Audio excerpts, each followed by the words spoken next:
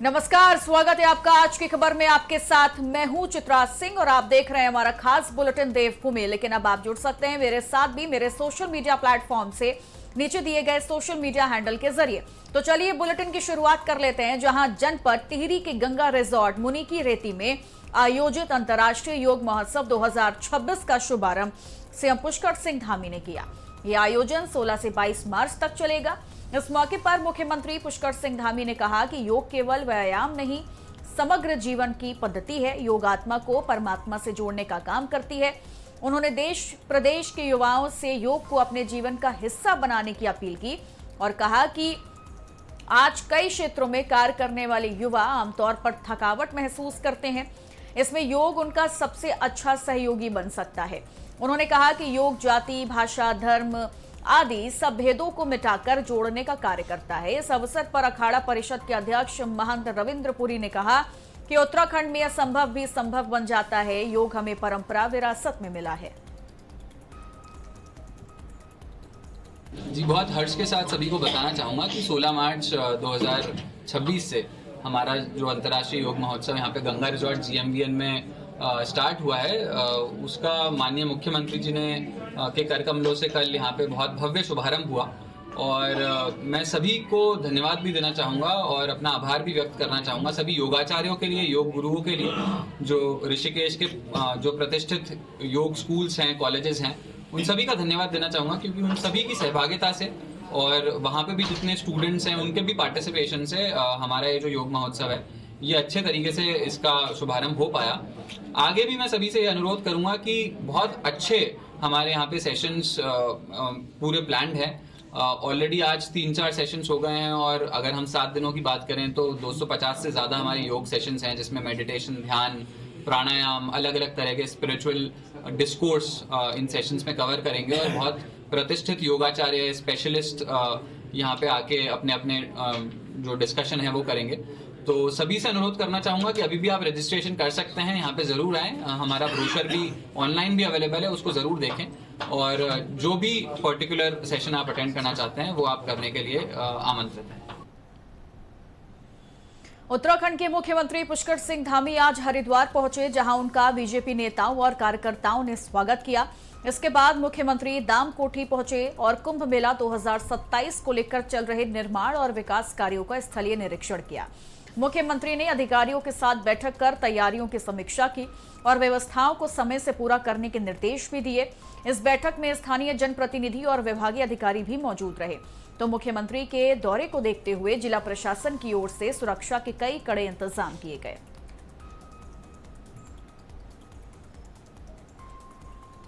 उत्तराखंड के मुख्यमंत्री पुष्कर सिंह धामी ने यूपी के पूर्व मुख्यमंत्री स्वर्गीय हेमवती नंदन बहुगुणा की पुण्यतिथि के मौके पर मुख्यमंत्री आवास में उनके चित्र पर श्रद्धा सुमन अर्पित कर उन्हें भावपूर्ण श्रद्धांजलि दी। इस मौके पर मुख्यमंत्री ने स्वर्गीय बहुगुणा के व्यक्तित्व एवं कृतित्व को स्मरण करते हुए कहा कि वे एक दूरदर्शी नेता एवं कुशल प्रशासक थे। उन्होंने अपने राजनीतिक जीवन में सदैव जनहित को सर्वोपरि रखा और समाज के कमजोर वर्गों के उत्थान के लिए निरंतर कार्य किया।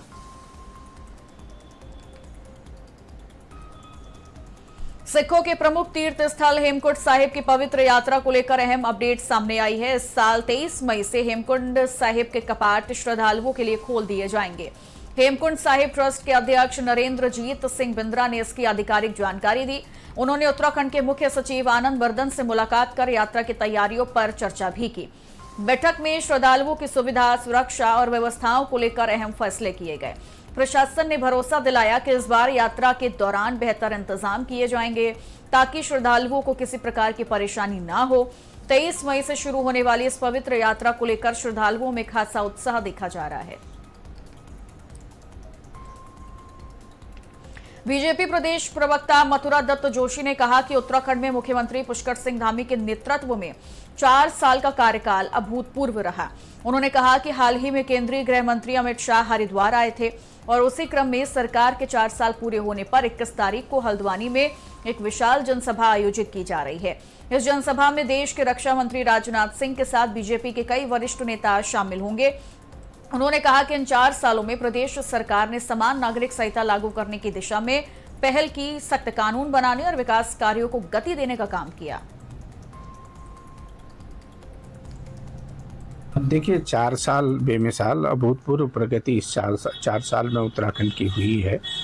आदरणीय यशस्वी मुख्यमंत्री आदरणीय धामी जी के नेतृत्व में, और विगत 7 तारीख को आपको याद होगा कि केंद्रीय गृह मंत्री हरिद्वार में आए थे, और उसी परिप्रेक्ष्य में फिर 4 साल की उपलब्धियों को लेकर 21 तारीख को हल्द्वानी में एक विशाल जनसभा आयोजित की गई है, जिसमें केंद्रीय रक्षा मंत्री और भारतीय जनता पार्टी के वरिष्ठ नेता उसमें सम्मिलित होंगे।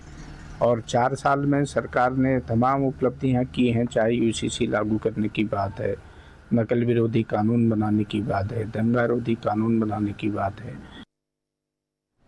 उत्तराखंड कांग्रेस के चुनाव प्रबंधन समिति के अध्यक्ष हरक सिंह रावत ने प्रेस कॉन्फ्रेंस कर गैस सिलेंडर संकट को लेकर बीजेपी सरकार पर निशाना साधा।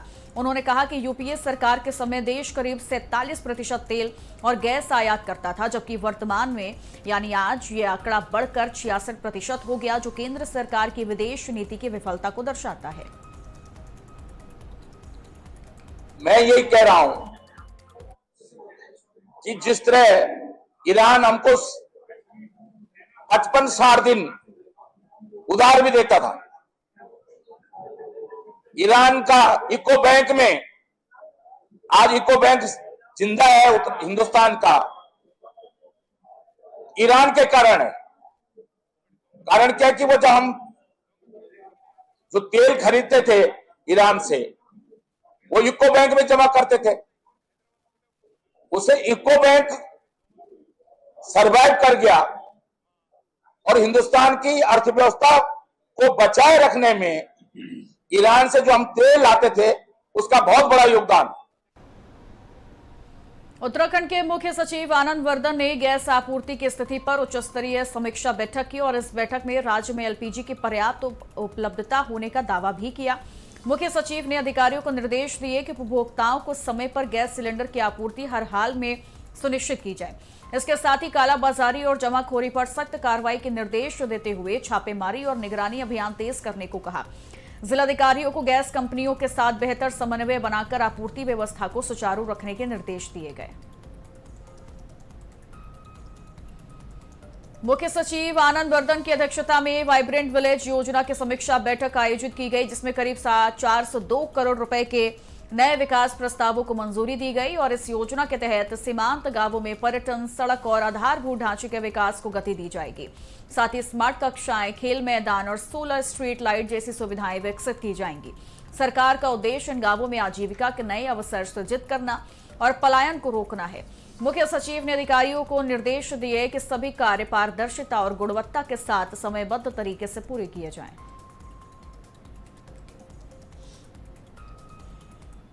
गैस सिलेंडरों की किल्लत को लेकर समाजवादी पार्टी अब खुलकर विरोध में उतर आई है। ज्वालापुर क्षेत्र में सपा कार्यकर्ताओं ने जोरदार प्रदर्शन करते हुए सरकार के खिलाफ धरना दिया। महंत शुभम गिरी के नेतृत्व में कार्यकर्ताओं ने जटवाड़ा पुलिस स्थित जिला कार्यालय पर विरोध जताया और गैस सिलेंडरों की कालाबाजारी पर रोक लगाने की मांग की। सपा नेताओं का कहना है कि गैस की कमी का असर अब धार्मिक स्थलों पर भी दिखने लगा है।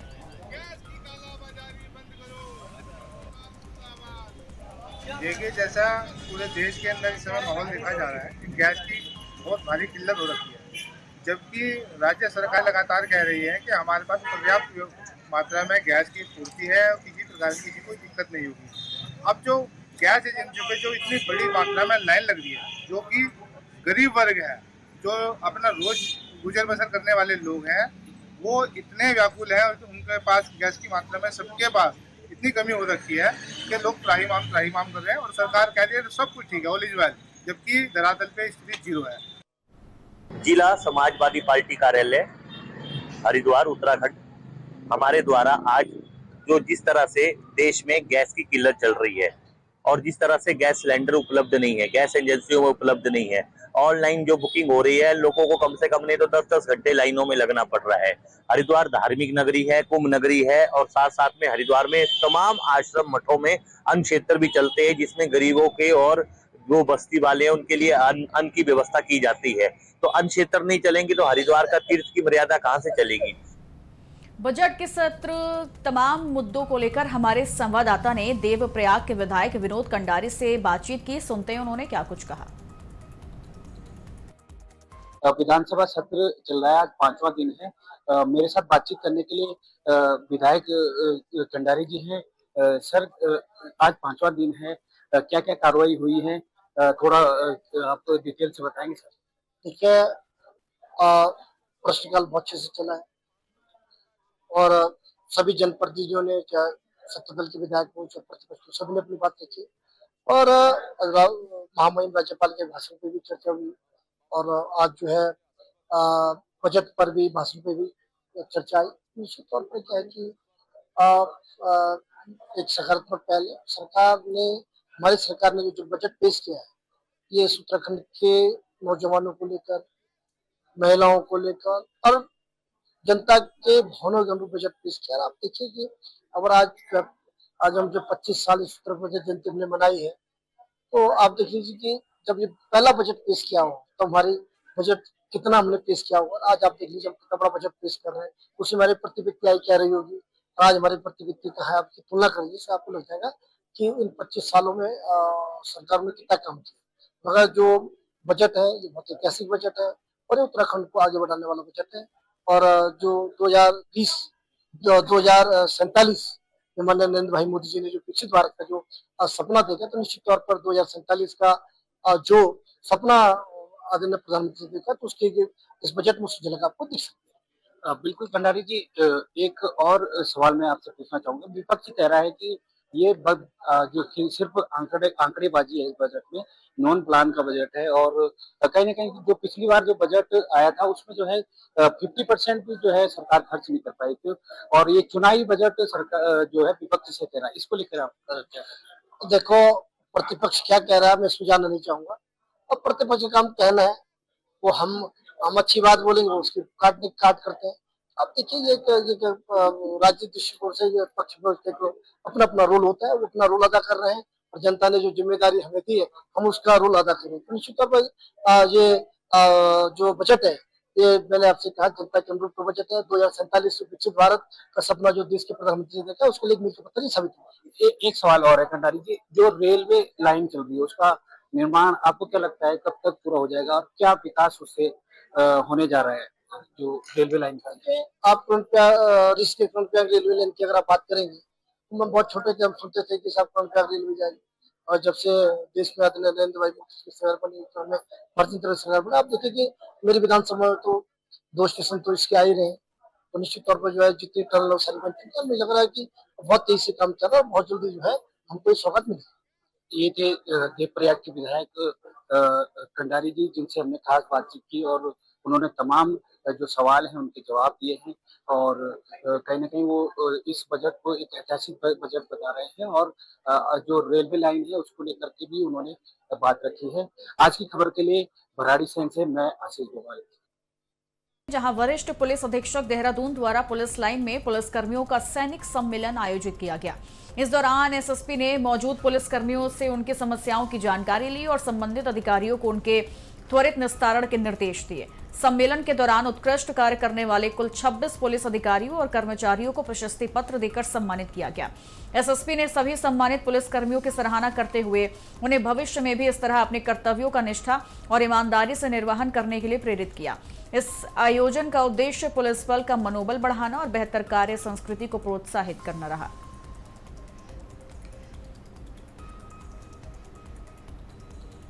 पुलिस लाइन में आयोजित मासिक अपराध गोष्ठी में एसएसपी ने पुलिस अधिकारियों को सख्त निर्देश दिए। मुकदमा दर्ज करने में लापरवाही बरतने पर एक पूर्व थानाध्यक्ष को निलंबित कर दिया गया। इसके साथ ही 1 साल से अधिक समय से लंबित विवेचनाओं को गंभीरता से लेते हुए संबंधित विवेचकों के खिलाफ जांच के आदेश दिए गए। एसएसपी ने ओवरलोडिंग, अवैध खनन, नशे की तस्करी और अवैध कब्जों पर कड़ी कार्रवाई के निर्देश दिए।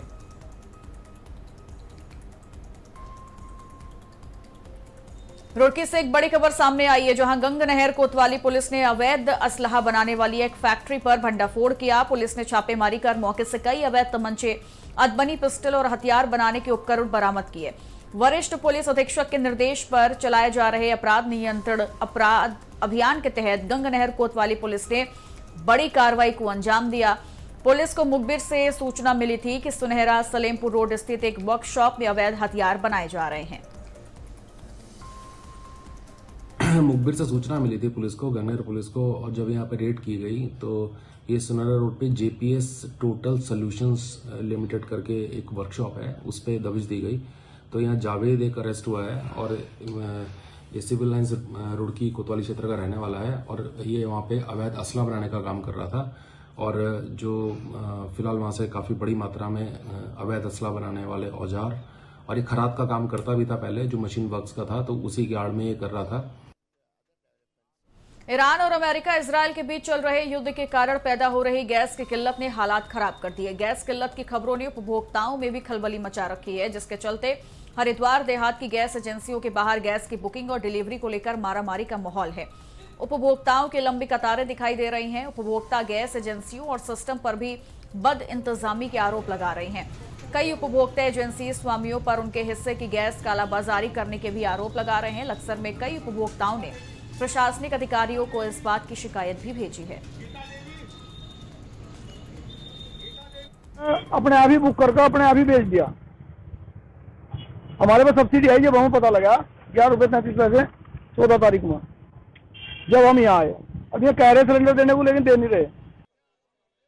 ऐसा अभी अभी मेरे पास में ये गंगेश्वर जी आए। गंगेश्वर जी कहने लगे कि मैं हरियाणा था और मैं अपने मोबाइल पे मैसेज आया कि इन्होंने सिलेंडर ले लिया इसकी गैस की सब्सिडी का। तो ये वहाँ से हरियाणा से अपनी गाड़ी लेकर यहाँ आए, आके गैस एजेंसी पे आए। तो यहाँ गैस एजेंसी के ओनर से इन्होंने बात की। वो कहने लगा चलो कोई बात नहीं, गलती होगी, हम तुम्हें सिलेंडर दे देंगे। भाई क्यों दे देंगे? किसे बेच रहे हो तुम ये सिलेंडर? क्योंकि सारी मारामारी इन गैस सिलेंडर इन एजेंसी वालों की हो रही है सारी। यहाँ पे ये लोग परेशान है यहाँ पे।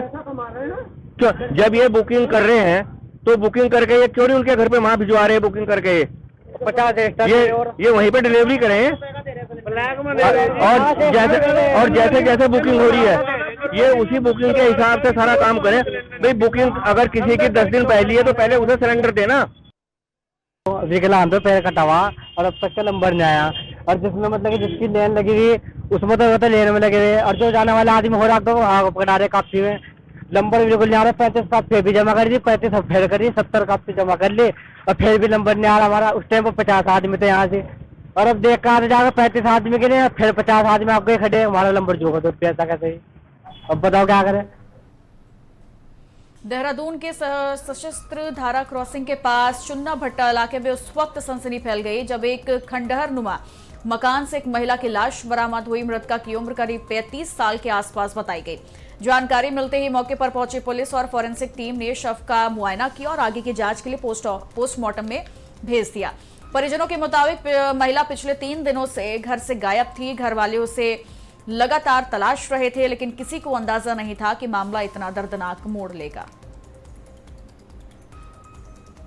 112 पे सूचना दी गई थी कि चूना भट्टा के पास एक खंडनुमा कमरे में एक महिला का शव है। जब यहाँ पर पहुँचे थे तो अभी तक इस महिला की शिनाख्त नहीं हो पाई है। लगभग ये 30 से 35 वर्ष की उम्र की महिला है और अभी तक घटना का या फिर जो मृत्यु का कारण भी स्पष्ट नहीं है। अभी FSL की टीम के द्वारा यहाँ पर निरीक्षण किया जाएगा। साथ ही साथ जो पोस्टमार्टम की रिपोर्ट है उसके बाद ही स्थिति स्पष्ट हो पाएगी कि महिला की मृत्यु का क्या कारण है।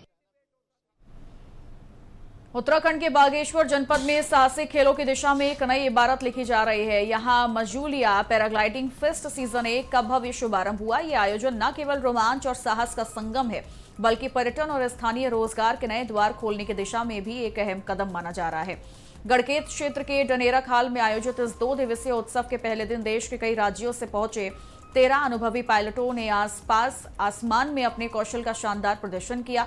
पायलटों ने करीब 2300 मीटर की ऊंचाई तक उड़ान भरते हुए 3 घंटे के रोमांचक सफर के बाद खुमटिया में सुरक्षित लैंडिंग की, जिसे देखने के लिए बड़ी संख्या में स्थानीय लोग और पर्यटक मौजूद रहे।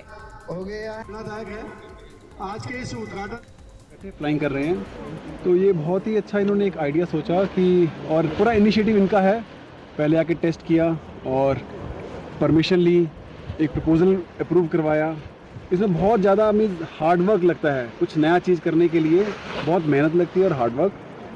क्योंकि मैं बहुत धन्यवाद करना चाहता हूँ।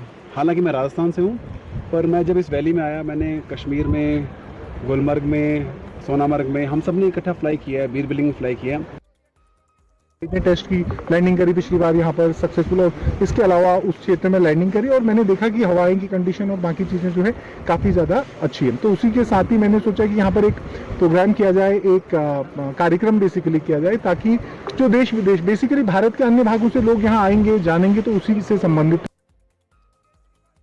देखो, ये हम सब लोगों का एक सपना है कि भाई हम भी उड़े, और आज इस उड़ने के जो सपने को है हमारे छोटे भाई जो हैं कर्नल हेमचंद सिंह फरसवान, जो नेहरू इंस्टीट्यूट ऑफ माउंटेनिंग में कर्नल के पद पर हैं, जिनके पास जम्मू कश्मीर का भी प्रभार है। और इन्हीं खबरों के साथ इस खास बुलेटिन में इतना ही। आप बने रहिए आज की खबर के साथ, और आप जुड़ सकते हैं मेरे साथ भी मेरे सोशल मीडिया प्लेटफॉर्म से नीचे दिए गए सोशल मीडिया हैंडल के जरिए। नमस्कार।